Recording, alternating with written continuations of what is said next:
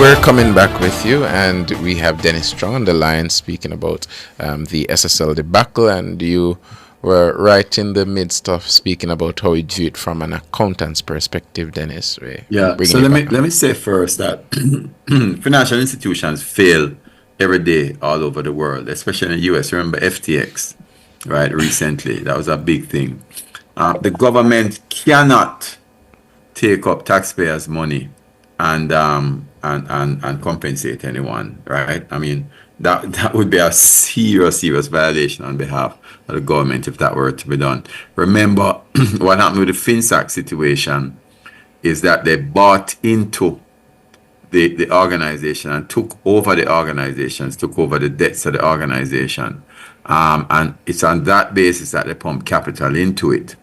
Now, if we follow the story that most of the money did not get to SSL, even if the government were to buy out SSL assets and prop it up, then what would happen is that most of that money that did not reach SSL would not be compensated back anyway, right? So that's a big problem. And what has to happen is that whoever's money did not reach, then they have to take personal action now against the individual. So that is something outside of the scope of the SSL. So the scope of the audit is not going to discover where that money went necessarily, right? I have my suspicions on that, right, as to what happened. I don't think that the persons who took the money took it deliberately to just take it out one time and steal it. I think that just like a Ponzi scheme, what might have happened is they say, let me take this money and see if I can make it in an investment, make some money off of it, and then put it back. I think that's what they got caught up in, right?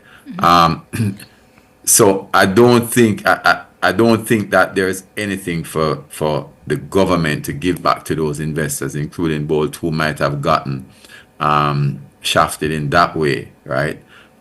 So there's no liability on the government. There wouldn't be any liability on the regulators. That's a straight situation with the person who took the money. And what the investigation needs to happen now, I think if that information comes out, then criminal prosecution, criminal investigation can now start to take place against the persons that Bowles' team would have had interaction with.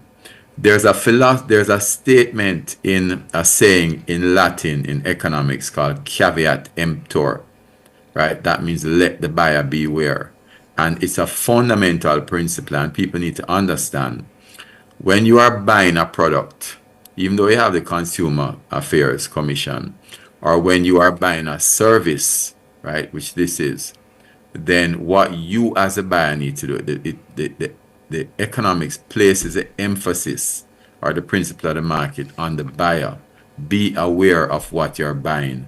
Do your investigations. And I think that is what got caught up, because I can't understand how you have an investment for years, whoever it is, and you're not monitoring it, for example, with an online app or going in and speaking to someone. As I said, And that's where I wanted to take you